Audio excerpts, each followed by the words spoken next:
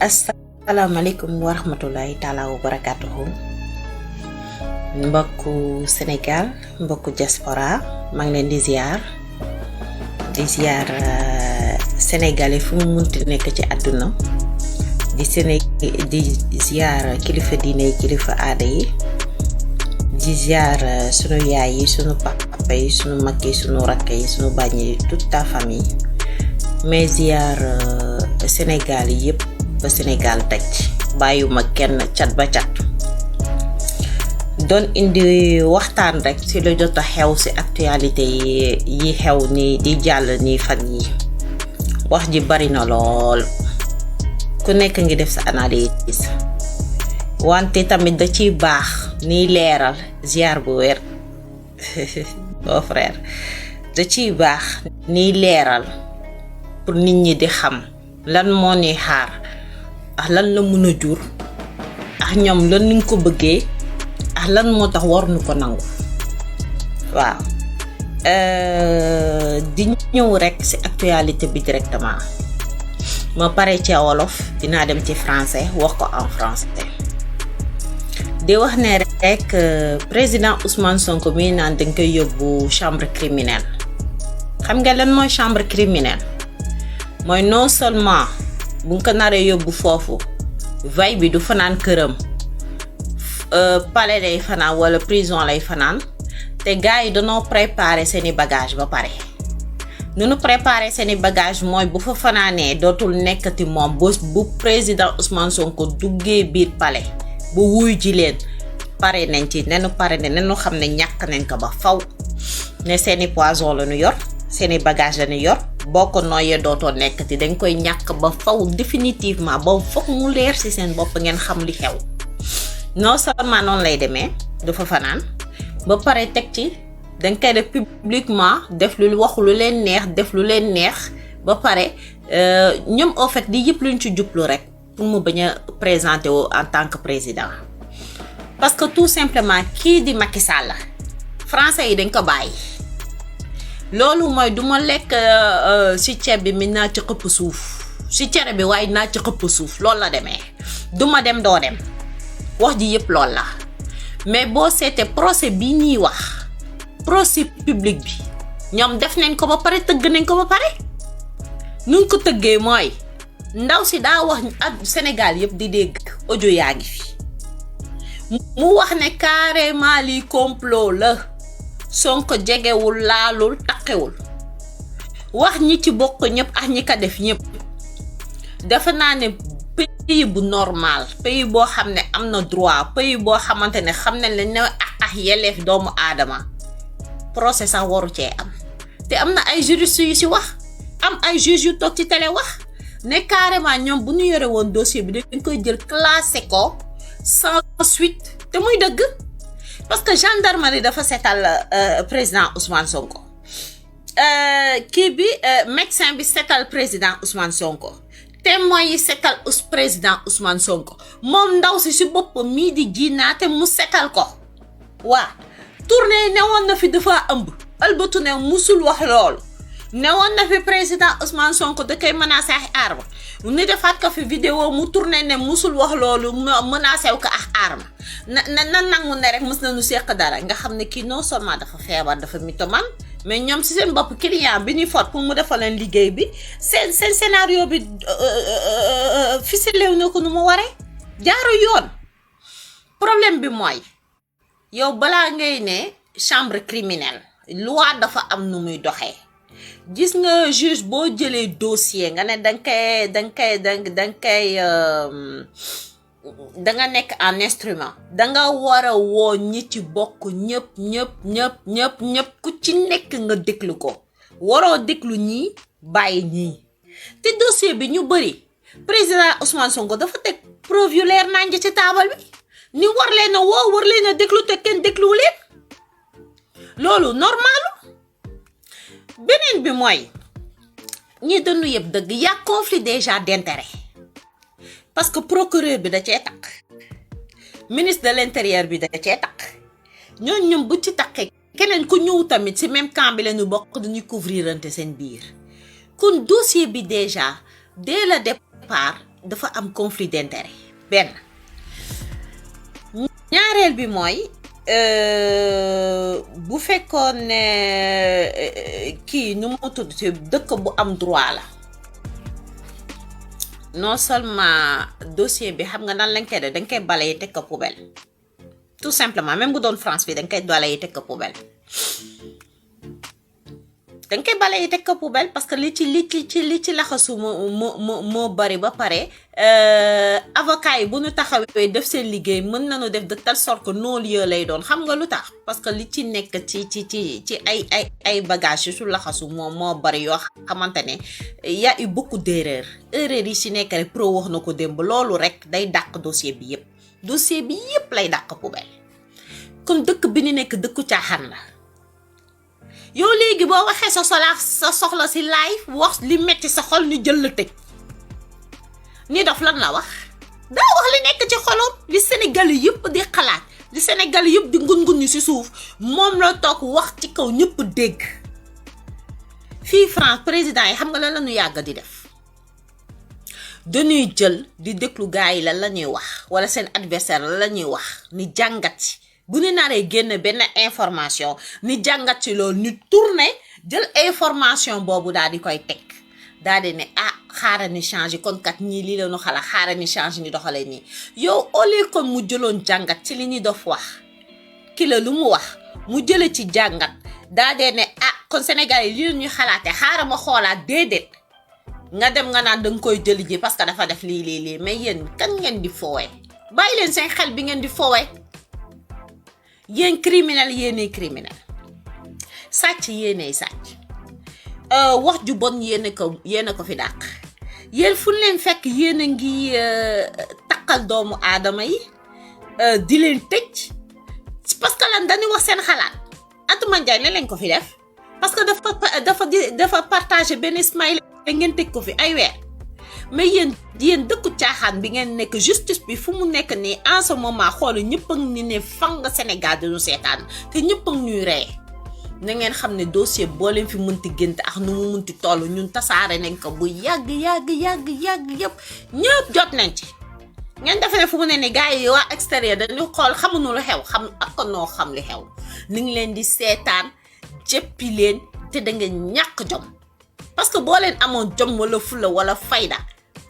tuutu gor sax di ngeen jéem a sax nit yi tuuti sax sénégalais yi sax mën leen a respecter wala au moins ngeen delloowaat nu cër bi nga xamante ne sénégalais amoon na ko dans le monde entier mais dangoon noo teg gàcce ba sénégalais jaratul dara ci àdduna bi ndax yéen seen i jëfiñ seen i doxin ak seen i waxin heureusement président Ousmane Sonko nekk fi gor bu mel noonu gor bu set wecc boobu toog di xeex Sénégal pour Sénégal jëm kanam teg di dimbali doomu aadama am yërmaane ci doomu aadama ne da kay defar ngeen ne du ci dal yéen seen poche ngeen fi nekkal seeni mbokk ngeen fi nekkal seen bopp ngeen fi nekkal ngeen ne du ci dal mais yéenay kan yéen a ñàkk jom yéen kañ ngeen di am jom kañ ngeen di am fulla yéen daa jom daa xëy mu gontu maaxalaa boo jëlee jaam tekk ci bopp réew bi yëfu jaam rek lay def loolu mooy wax ji nañ ko wax te dee ñàkk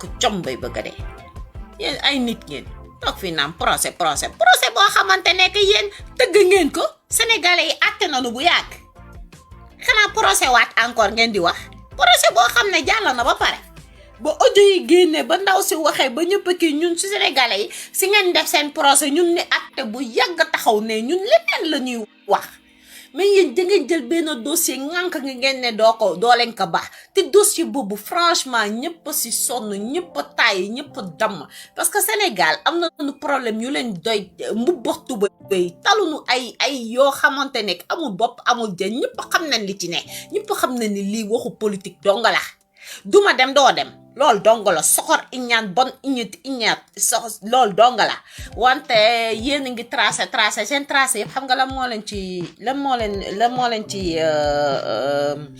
da ngeen fàtte buur bi yàlla sunu borom nu mu dogal bu yàlla buur bi sunu borom bu dogalee ni président Ousmane Sonko dafay nekk président de la république munoo leen ci ñaari salaamaaleykum loolu leen mënti def dina ko laal yéen loo leen préparé ni yëg ko yéen chambre ba ngeen préparé si Sébikotane sax di ko préparé sax fu mu nekk ni pour def président Ousmane Sonko pour tëj ko sax xam nañ ko yéen ngeen def ne di ngeen def loo xam ne ñun ump nunu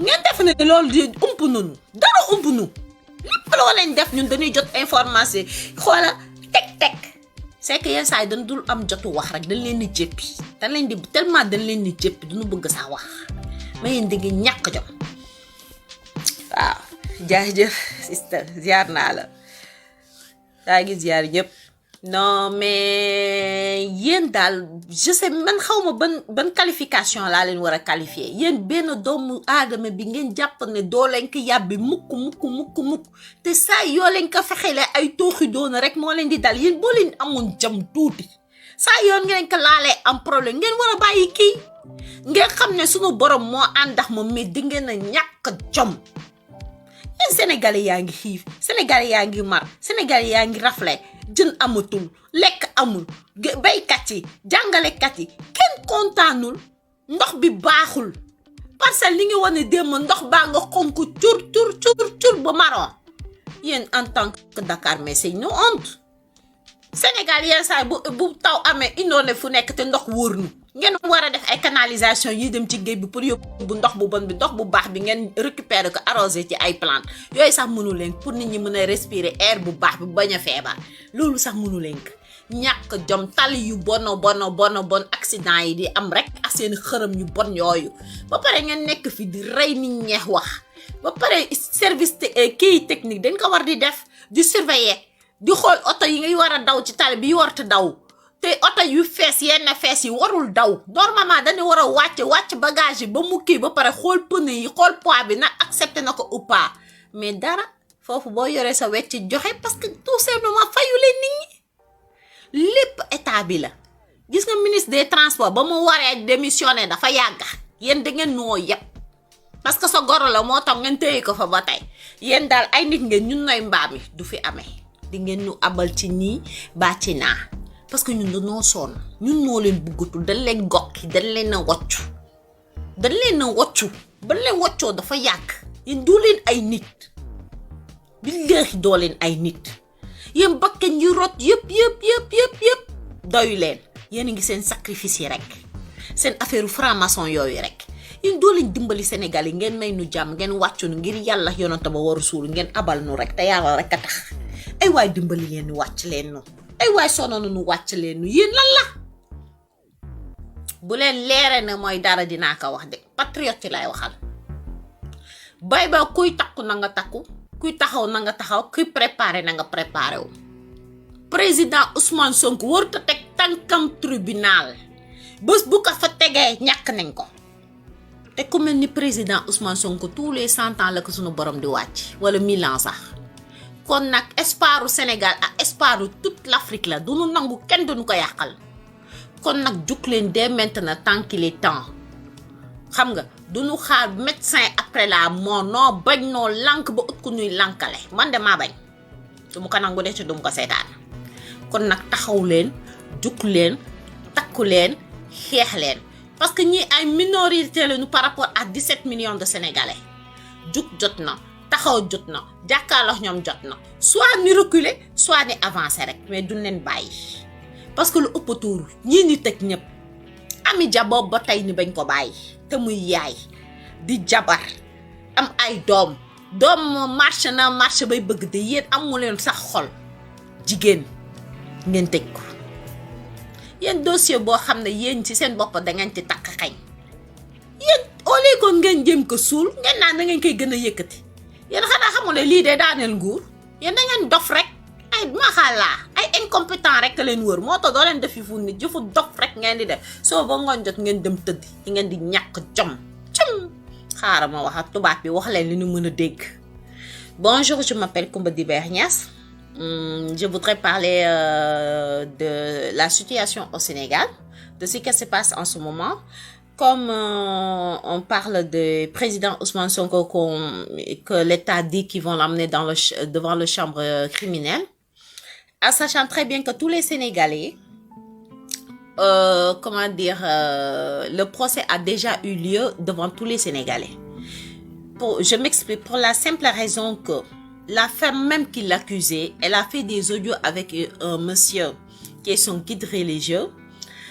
Elle a explicitement dit que c'est un complot, que le président Ousmane Sonko n'a rien fait. Tous les Sénégalais ont entendu ces audios. Elle a explicitement dit les noms et prénoms de tous les gens qui sont complices dedans. Ça va jusqu'au plus haut de l'État. Ça va jusqu'au ministre de la Justice. Ça va jusqu'à ses avocats.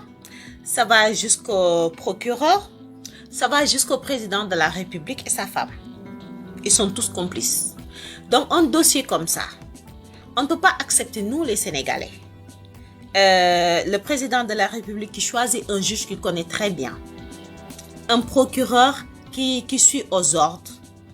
Et un chef de la gendarmerie qui suit aux ordres. Moussa Fall et tout son clic là. Et tout ça là.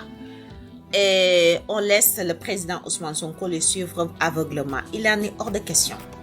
Parce que tout simplement, tous ces gens-là, ils font partie du complot.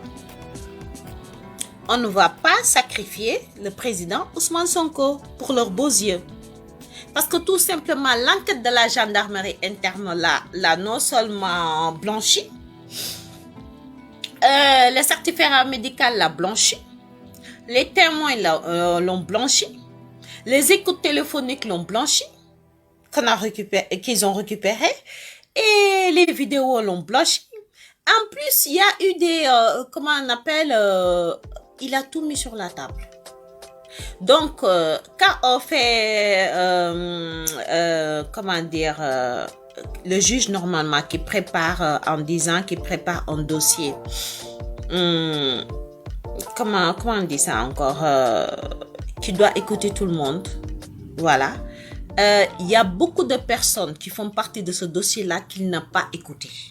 Parce que tout simplement, ils font partie de l'État. Ils sont du côté de l'État. Et c'est ça qui doit finir. Donc, le président Ousmane Sonko n'a même pas y allé. Il y a un juge qui l'a dit. Il y a des juristes qui l'ont dit. Ils ont dit si c'était eux que le dossier était arrivé dans leur chez eux, ils allaient classer sans suite parce que tout simplement, c'est ce qui est logique.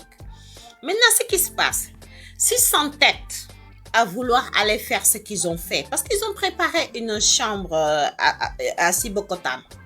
Ils ont préparé une chambre dans le tribunal pour pouvoir l'empoisonner. On ne va pas l'accepter. Le président Ousmane Sonko ne va pas mettre un pied dans ce tribunal. Maintenant, s'ils veulent la guerre, ils vont l'avoir. Parce que les Sénégalais, on est prêts. Que ce soit partout dans le monde, on est prêts. Voilà. S'il faut se battre, on va se battre. Mais il n'ira pas au tribunal. Maintenant, c'est à lui de choisir. Soit le Sénégal devient un feu et flamme, soit le Sénégal et la paix. Et tout ça dépend aussi de la France. Parce que vous avez des parts là-bas, vous avez des responsabilités là-bas. Macky Sall, c'est votre ambassadeur. Vous n'avez qu'à lui parler, qu'il recule bien comme il faut. S'il ne le fait pas, vous avez vu ce qui s'est passé le 21 mars, pire que ça va arriver. Et quand ça démarre, il n'y a plus personne qui peut stopper les Sénégalais. Parce que ça fait un moment que les Sénégalais, ils ont une haine viscérale, qu'ils attendent juste le bon moment pour sortir.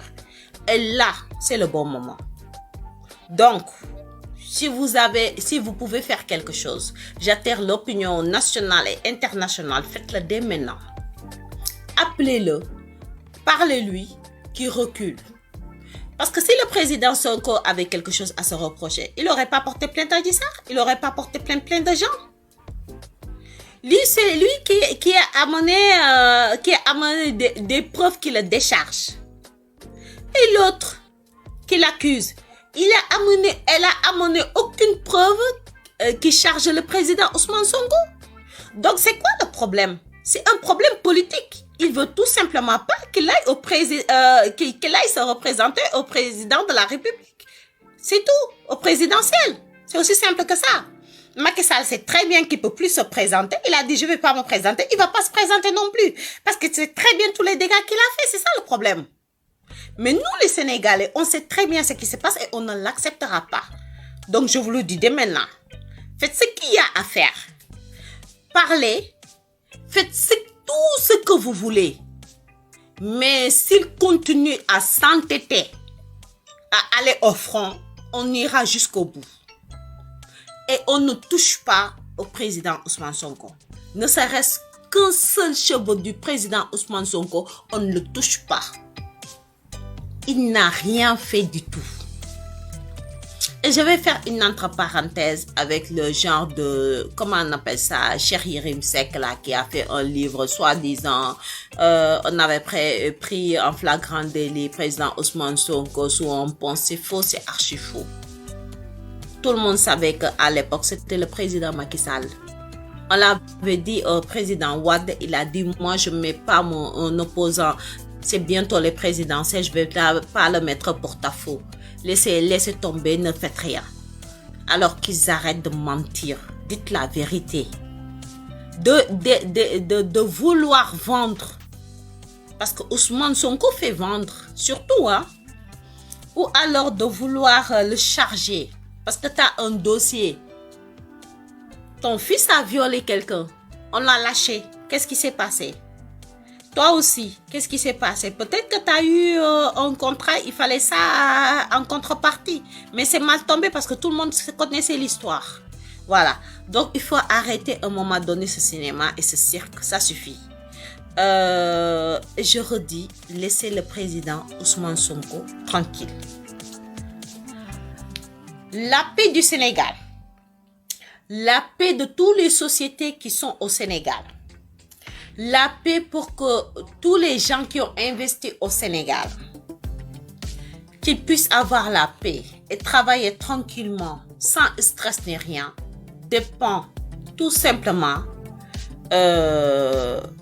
de la protection du président Ousmane Sonko, c'est-à-dire de lui foutre la paix, de faire son chemin, de faire son émecouto, de se présenter comme il l'a prévu et l'autre qui le lâche.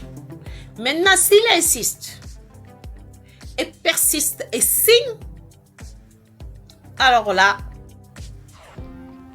je m'en lave les mains parce que tout ce qui en viendra, vous serez en partie responsable parce que j'ai averti, alerté, signalé pour vous dire le bien-être du président Ousmane Sonko, c'est votre bien-être.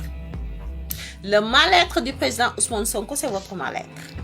Donc maintenant, il faut parler à votre ambassade qui est capable là-bas au Sénégal, qu'il arrête tout son cirque et son cinéma et qu'il range ses clics et ses claques. Qu'il nous fout la paix. C'est aussi simple que ça. Voilà, j'ai juste fait une entre-parenthèse, sachant très bien un dossier que tout simplement il y a un conflit d'intérêts déjà, parce que le procureur est impliqué, le ministre de la Justice est impliqué, sa femme est impliquée, la première dame est impliquée, M. Macky Sall est impliqué dans ce dossier. Un dossier comme ça, on ne peut pas accepter que le président Ousmane Sonko aille se présenter devant une chambre criminelle, que c'est du cinéma. Tous les Sénégalais ont déjà jugé. Ils ont déjà fait un procès public. Elle l'a déjà fait et tous les Sénégalais ont déjà tranché. Donc, ça ne sert à rien, en fait. Les Sénégalais, ils ont beaucoup plus de problèmes que ça. Ce dossier, ça commence à bien nous faire, en fait. C'est un dossier vide qui n'y a ni queue ni tête. Tout est vide. Donc, ils arrêtent un peu le sait que ça ne marchera pas. Mais comme ils s'entêtent, bah, on y va. À la guerre comme à la guerre. C'est aussi simple que ça. Il arrête, on arrête. Il fonce, on fonce. Aussi simple que ça. Maintenant, c'est à vous, l'opinion nationale et internationale, de lui parler et de le faire entendre raison. Moi, j'ai dit ce que j'avais à dire et j'ai averti qu'on ne dira pas que Mody Bernias n'a rien fait, n'a rien dit. J'ai fait ce qu'il fallait en tant que citoyen. Voilà. Et en sachant très bien les enjeux et ce qui se passe réellement. Voilà. Sur ce, je vous dis bonne journée et à très bientôt. Merci. may ñëwaat rek di wax ne lii ñuy bëgg a def nii dafa dangereux. Donc bu nu nangu benn yoon président Ousmane Sonko di dem wuyu ci ne serait-ce que buntu tribunal ba. Parce que li ñuy pare ba defal ko noonu bés buñ ko dugal bu nu nangoo mu dugg foofu légume lay doon. Te duñu liggéey ba fii mënu ko yàqal duñ ko nangu. Ku mel ni président Ousmane Sonko tous les 1000 ans wala 100 ans la ko sunu borom di fi wàcc duñ ko bàyyi. koo xamante ne espoiru Sénégal espoiru toute l'Afrique duñu nangu kenn duñu ko yàqal wala duñu xajamal suñu cere moom cere moom ba mu xajamee dafa yàgg mais ñun suñu bos moom ak président Ousmane Sonko duñu ko nangu kon nag gaay bay boo ñu pare de président Ousmane Sonko bu mu nu gën a gore waaw luy jot na nag gannaaw dee waaw luy jot na gannaaw dee loolu daal laa amoon lu may wax dine nag nañ ko bàyyi si nii baasi naa buñ ko deful nu ñu gis ñun la te prisonnier politique yi nañ leen baax defu ñu waxu ñu takk ñu laalewuñ nen nu may jàmm ak salaam waaw na may nit ñi jàmm te libérer nit ñi yow ni ne la nga pacifier ngay libérer di tëj plus loolu ngay pacifier waay nit du xol bu xat kañ xam nga ne du def loolu ku soxor nga rek kenn mënu ci dara loolu laa amoon lu may wax ak lu may leeral pour ngeen xam bu baax nu mu demee président Ousmane Sonko buñ ko naree woo bu naree dem wuy ji dafa fay fanaan te bu fa fanaanee yàqu na bu duggee foofu rek yàq nañu xoola ñun pare na luñ doon xeex yëpp bay boo moom jeex na te loolu nag duñ ko nangu léegi ñun ñooy xool léegi ndax dañu bëgg suñu avenir u Sénégal ak suñuy avenir doom ak sëtaati sët ni nekk ci jàmm wala dañuy bëgg àndax Ibou Ndafa ba faw ak nu muy dundee ñun nii léegi nag yéenay choisir waaw kañ ma leen di jaajëfal di leen gërëm di leen sant di leen jox seen wàccuwaay yal na yàlla sàmm président Ousmane Sonko sàmm staff bi sàmm patriote sàmm képp kuy sénégalais waaw te bëgg bëgg dund si jàmm bëgg jàmmu Sénégal yàlla na nu yàlla defal jàmm ñun ñëpp sàmm nu aar di wax ñëpp nag jumaa mubarak jërëjëf jàmm ak xéewal soxna Coumba Dibel Niass